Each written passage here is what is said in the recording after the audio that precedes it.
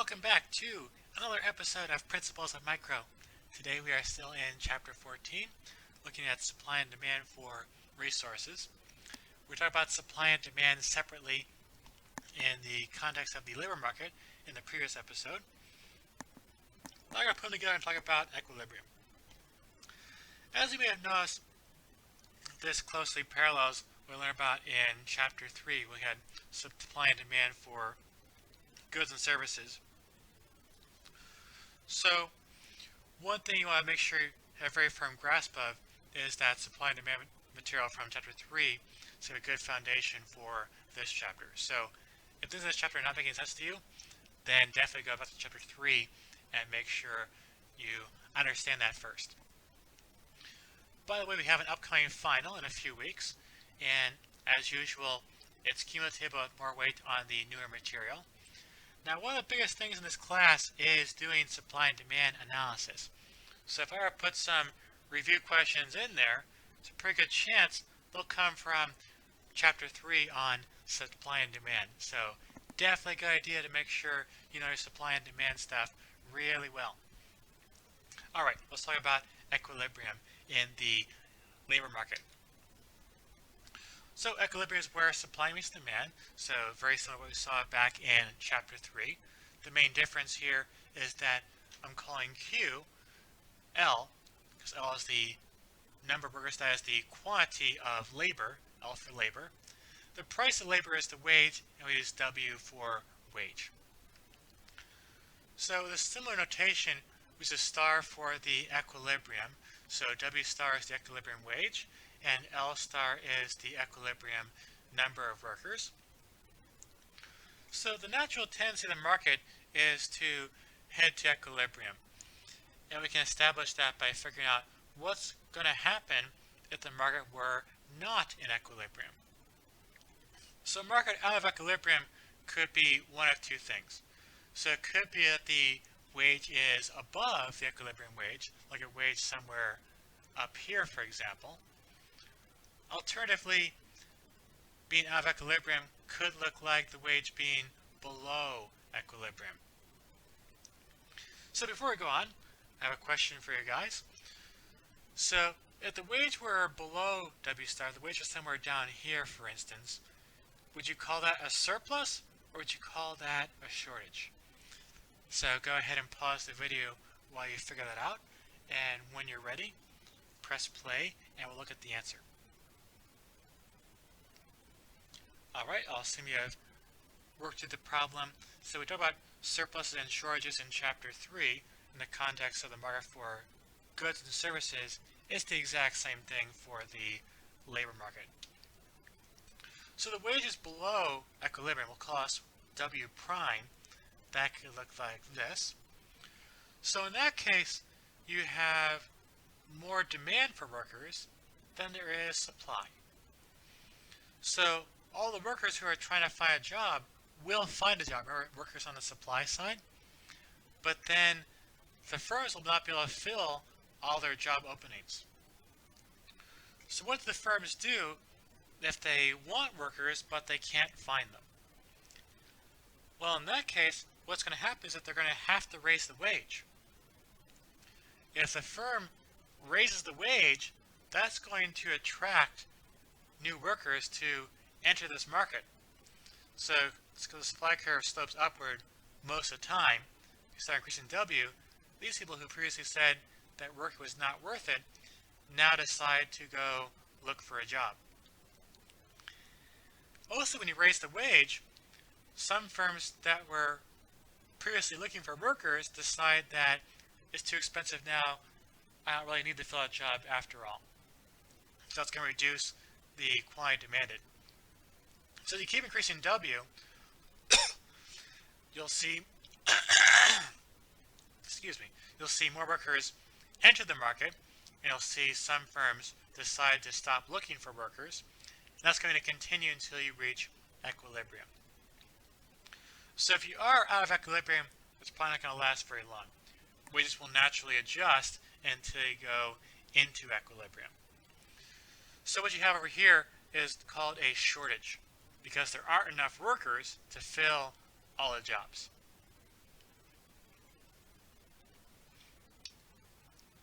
The other case is when you have a surplus. That arises when you have a wage that is above the equilibrium wage. So your W prime is up here. You have this many workers looking for jobs, or workers on the supply side, but you only have this many jobs available. So some workers who want a job are not going to be successful in finding one. What's that going to do? Well, you can reduce wages, and firms would definitely like to reduce wages, and you can still find enough workers to fill all the positions.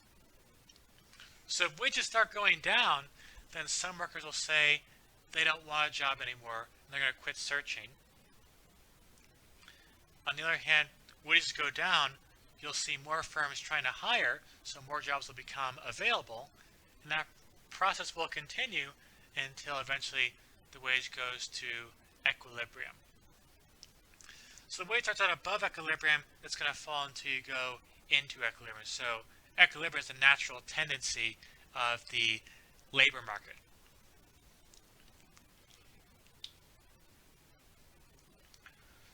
So we talked about what factors shift which curves in our previous episodes.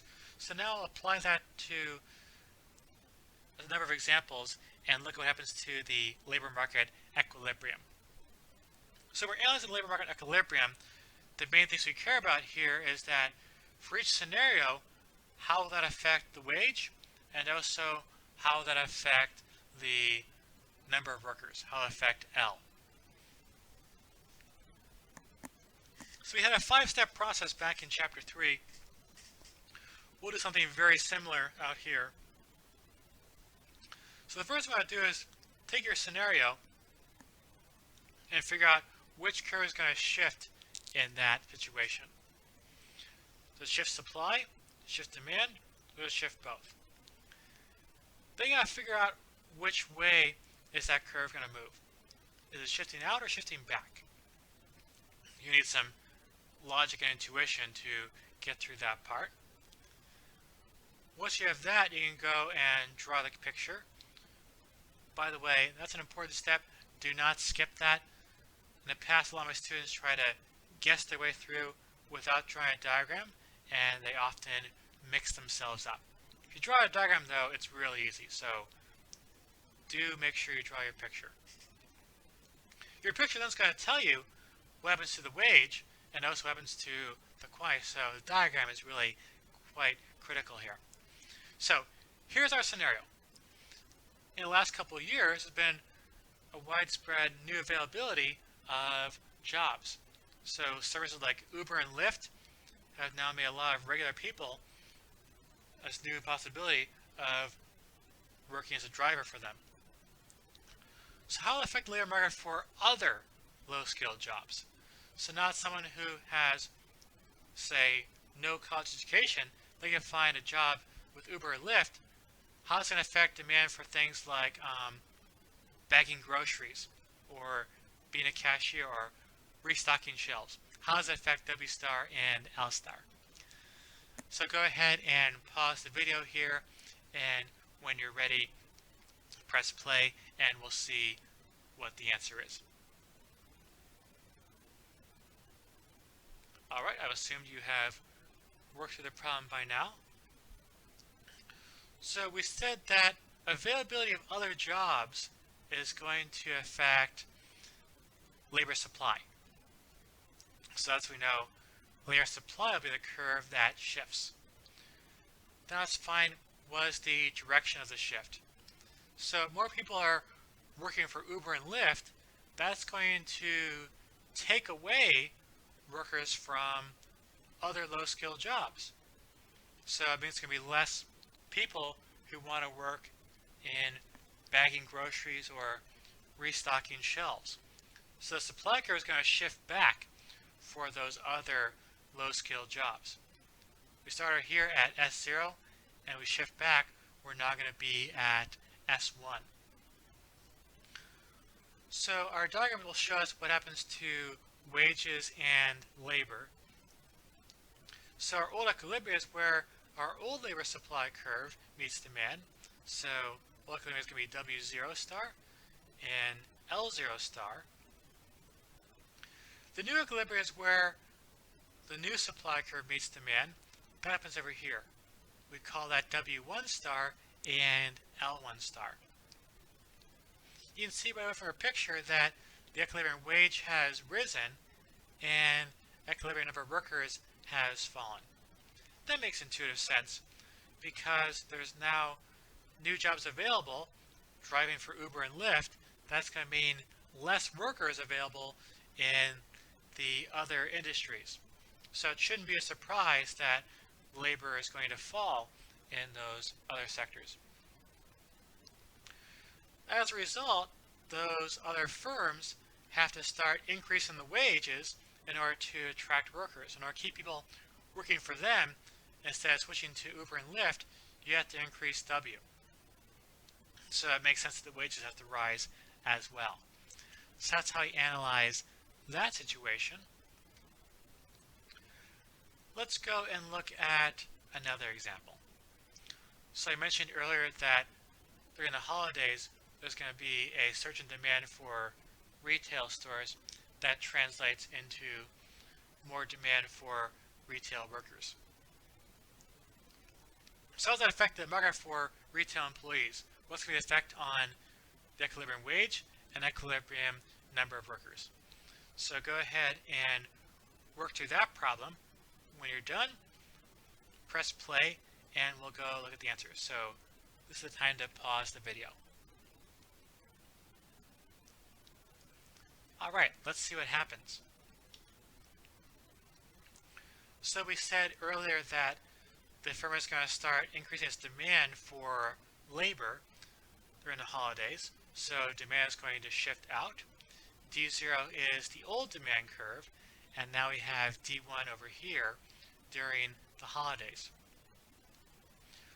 So the old equilibrium is where old demand meets supply. Old wage will be W0 star, and old quantity of labor is going to be L0 star. That's right over here. The new equilibrium is where the new demand curve, D1, meets supply. So that's going to be out here. You can see that the new wage will be higher, so the firms have to pay the workers more money in order to attract extra employees. That makes sense. Also, as a result, people respond to that incentive by working more, so now there are more retail employees during the holidays than there are during the rest of the year. That also makes a lot of intuitive sense. So both W star and L star increase during the holidays. So that's how you analyze that situation. Let's go look at outsourcing. A controversial topic. So this is one of many issues where the stuff you read in the media and the stuff that actual economic theory tells you can be quite different. So your book talks about it's a myth that outsourcing is bad, but actually in economics theory, outsourcing can be overall a good thing. Some individual workers, of course, are worse off as a result of outsourcing. However, overall, the economy benefits. The main motivation for outsourcing is that a lot of countries out there tend to have lower wages than America. America is a very rich country, and our workers here expect wages that are much higher than most people around the world. So someone who would be considered poor in America would, in most of the rest of the planet, be considered quite comfortable and rich. And also through much of history, a poor American today would be considered quite well off. So it's often very attractive to firms to put their factories somewhere else where labor is cheaper, and that can save them money. Here's how that affects the American market for labor. It means that demand for labor in our country is going to fall. So here is our old labor demand.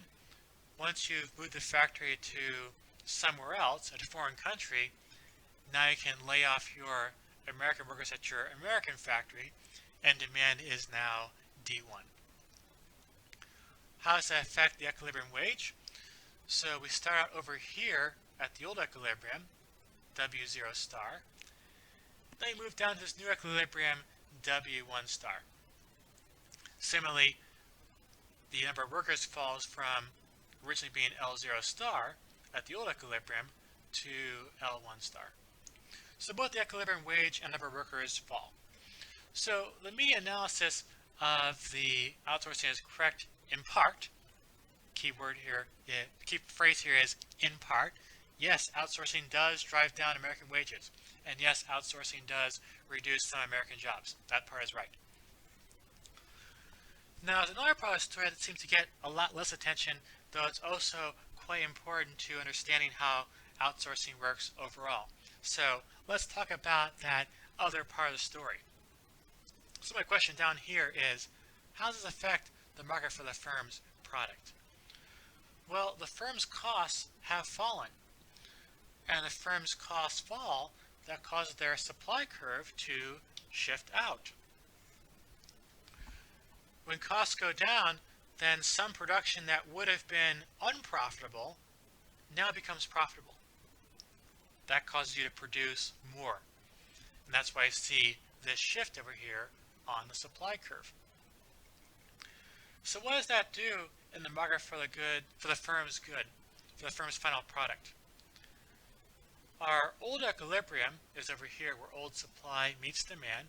So we have this price P0 star, and we have this quantity. The new equilibrium is where new supply meets demand. That's going to be out here. So you have this quantity and that price. So what has happened is that prices have fallen and quantity has increased. That's good news. Consumers like it when prices go down. So consumers benefit from outsourcing. And also when you get to buy more stuff, that's another benefit for consumers when firms engage in outsourcing. So while some workers are harmed, consumers do benefit. Which effect is bigger?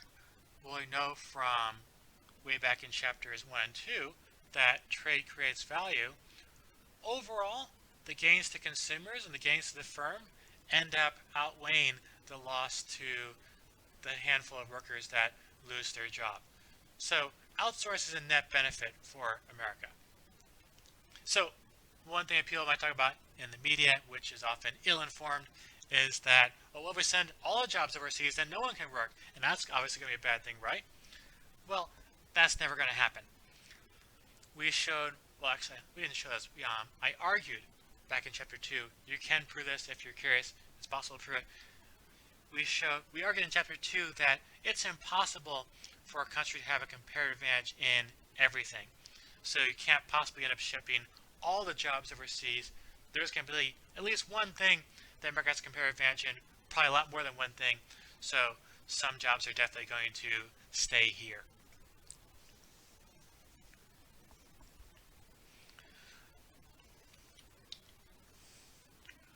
Another part of the outsourcing thing you should be aware of is that while workers do lose jobs in the short run, they end up finding new jobs in the long run. So this is also addresses another media myth. So one thing you hear a lot about in the media is that we have a lot of outsourcing, of the rise of new technology and artificial intelligence. People are going to lose all their jobs. They're going to need universal basic income to take care of everyone. That is a giant myth. We've had a lot of outsourcing and a lot of increase in technology over the last generation. However, you see this graph here that there's been no upward trend in the unemployment rate. So this graph goes back to around the late 1940s. The unemployment rate is showing you here. And now I see the unemployment rate all the way up to present, up into 2020. So you see a recent uptick over here. The spike over here is with the whole coronavirus shutdown, which is temporary, of course. However, the long-run trend is that there is no long-run trend. Unemployment bounces around, looks like around 5 or 6% average, and that's been stable for a whole generation, even though technology and outsourcing is happening on a massive scale. So this whole thing about machines and AI and outsourcing are going to take away all our jobs and require us to have universal basic income, that's just nonsense from the media.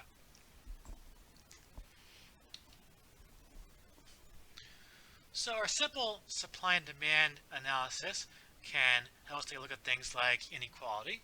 So there's a lot of inequality in wages for CEOs versus janitors. And supply and demand can explain that. So here I show you the diagram for the market for CEOs and also the market for janitors. So you know that the demand for labor, the derived demand, depends upon the value of the marginal product of labor, the price times the MPL. Well, for CEOs, the marginal product of labor is quite high. A bad CEO can run your company into the ground and you'll end up going out of business. A good CEO can expand your business quite enormously, so that matters quite a bit. It's a very high demand for CEOs. The supply of CEOs, though, is quite small. There's not a whole lot of people out there with the skills and experience to run a big company. So almost all the big CEOs out there have at least an MBA, and most people don't have MBAs. That's an advanced degree, and most people don't go to grad school. Other people who have MBAs, not all of them are good enough to run an important company that gets a lot of money, so that's a pretty small supply. So the combination of really large demand plus very small supply gives you a diagram looking kind of like this. That gives you a very high equilibrium wage. So that's why CEOs make so much money. Small supply plus big demand. Now, why do janitors make so little? Well, there's a very big supply of potential janitors. You don't need a PhD to mop floors, so just about anyone can do that job. So, large supply. Demand is quite low for janitors because the marginal product of labor for a janitor is also quite low. So, it's nice when someone empties a trash can and mops the floors, but that's not adding a ton of value to the company. So the marginal product of labor is going to be quite modest. When MPL is low, then a derived demand is also going to be quite low. So at janitors, if there's a combination of a really big supply and not a whole lot of demand, that's going to lead to a low equilibrium wage for janitors. That's why they don't make a whole lot of money. So inequality also comes in some other forms. Let's go talk about some more poorly informed stuff you hear about in the media. One thing you hear a lot about is the gender wage gap, where it's something like for every dollar a man earns, a woman earns about 80 cents. So if you start to account for things like education and choice of college major and account for risk, account for hours worked overtime and flexibility of working hours, factors like that, then the gender wage gap shrinks dramatically or might even possibly go away entirely depending upon which paper you're looking at.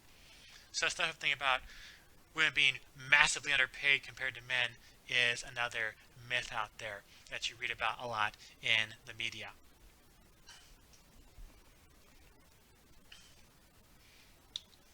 So that wraps up our section on equilibrium in the labor market. We'll stop our episode here. Be sure to join us for our next episode when we learn about the market for land.